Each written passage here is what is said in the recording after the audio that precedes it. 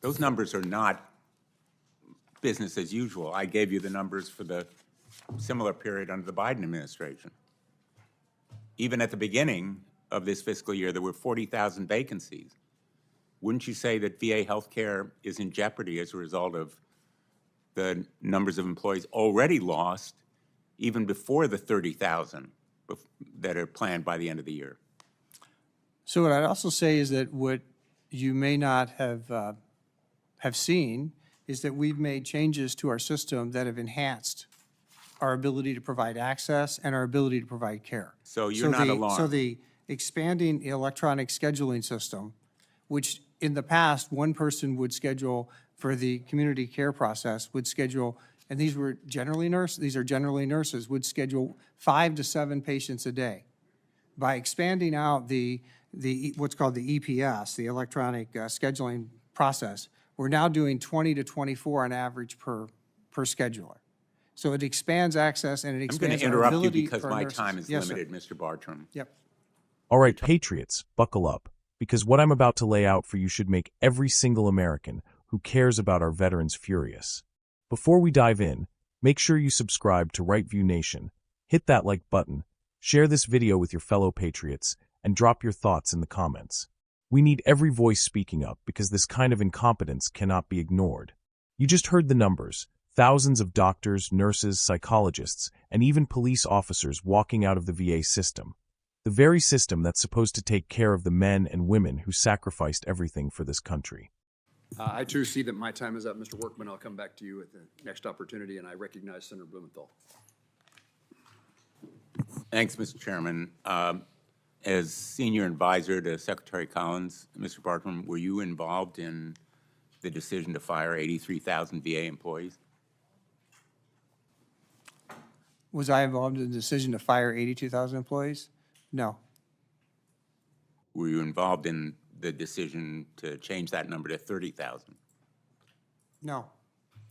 Have you been involved in any workforce decisions previously relating to health care?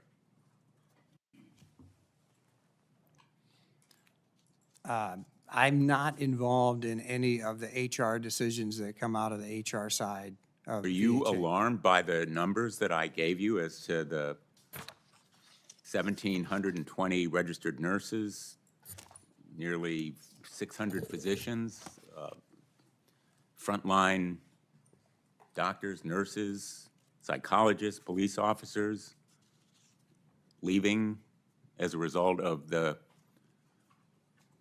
resignations, firings, hiring freezes just so far?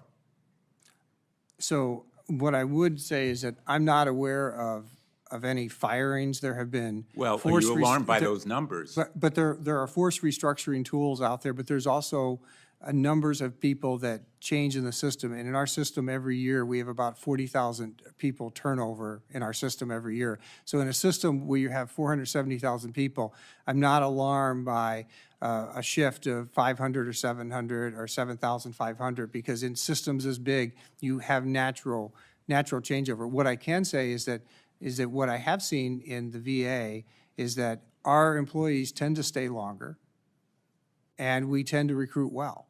So, are you aware that the loss of those thousands of staff have an effect on VA healthcare? Those numbers are not business as usual. I gave you the numbers for the similar period under the Biden administration. Even at the beginning of this fiscal year, there were 40,000 vacancies. Wouldn't you say that VA healthcare is in jeopardy as a result of the numbers of employees already lost even before the 30,000 that are planned by the end of the year? So what I'd also say is that what you may not have seen is that we've made changes to our system that have enhanced our ability to provide access and our ability to provide care. So you're not alarmed? So the expanding electronic scheduling system, which in the past, one person would schedule for the community care process, would schedule, and these are generally nurses, would schedule 5 to 7 patients a day. By expanding out the what's called the EPS, the electronic scheduling process, we're now doing 20 to 24 on average per scheduler. So it expands access and it I'm going expands to our interrupt you ability because for my nurses. time is Yes, sir. limited, Mr. Bartram. Yep.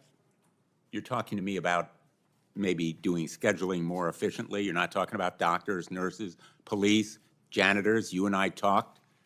They're all part of the team. You've got to have a team. Are you, in your role as senior advisor, were you involved in the cancellation of contracts?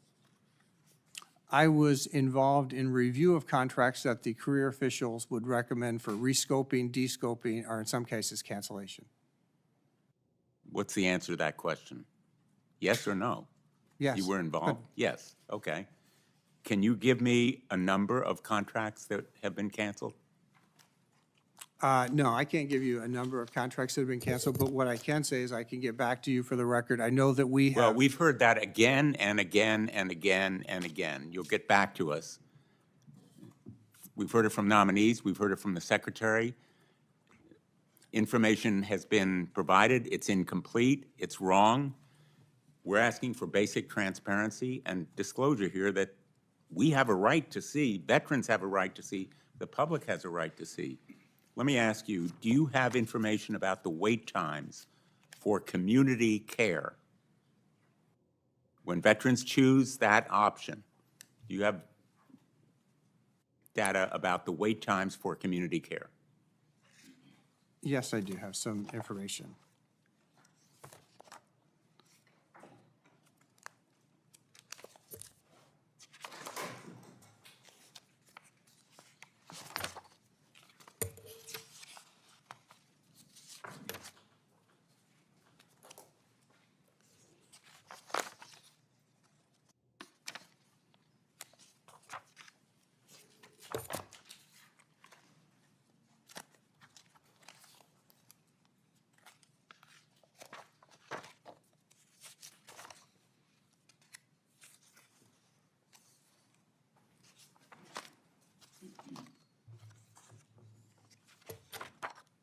I'm not locating my page on that, sir, if I find it, but I can get back to you. But what I can say is that in our wait times, we have seen improvements in certain areas of wait times. Well, that's one, we've asked for this data repeatedly. I'm not surprised you can't find it in your notebook there, or maybe I should say, if you found it, it should have been provided to us long before now because we've requested it repeatedly.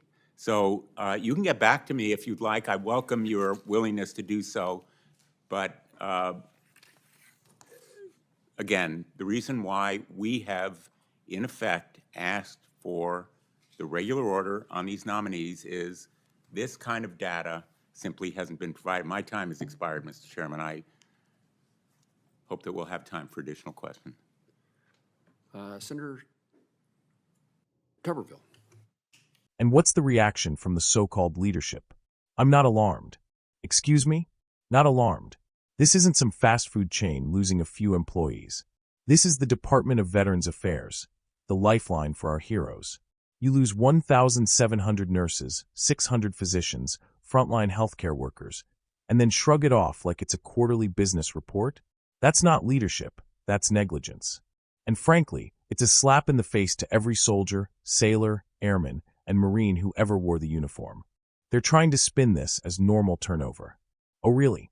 So I guess 40,000 open vacancies at the start of the year is normal? Tell that to the veteran waiting months to get an appointment. Tell that to the widow of a serviceman who can't get timely care for PTSD because the VA is bleeding staff. And let's not forget, this isn't just about people leaving. There are plans to cut even more by the end of the year. Over 30,000 more. This is happening while we're already in a staffing crisis. Who in their right mind thinks this is the time to slash the very people who keep our veterans alive? Then we get the bureaucratic song and dance. Well, we've improved electronic scheduling. Patriots, that's like saying, hey, we don't have enough firefighters to put out the blaze, but at least we've got a faster way to type up the report. Technology means nothing without the human beings to deliver the care.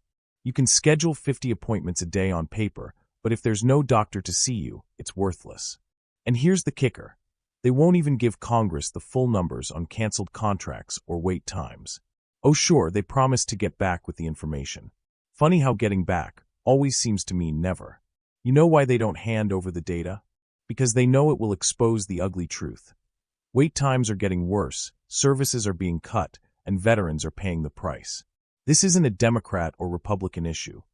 This is about respect for our armed forces. But let's be honest, under the current administration, we've seen a steady decline in accountability. Veterans aren't a priority. They're a photo op when convenient and forgotten the rest of the year. We can't keep letting the VA operate like an unaccountable black box.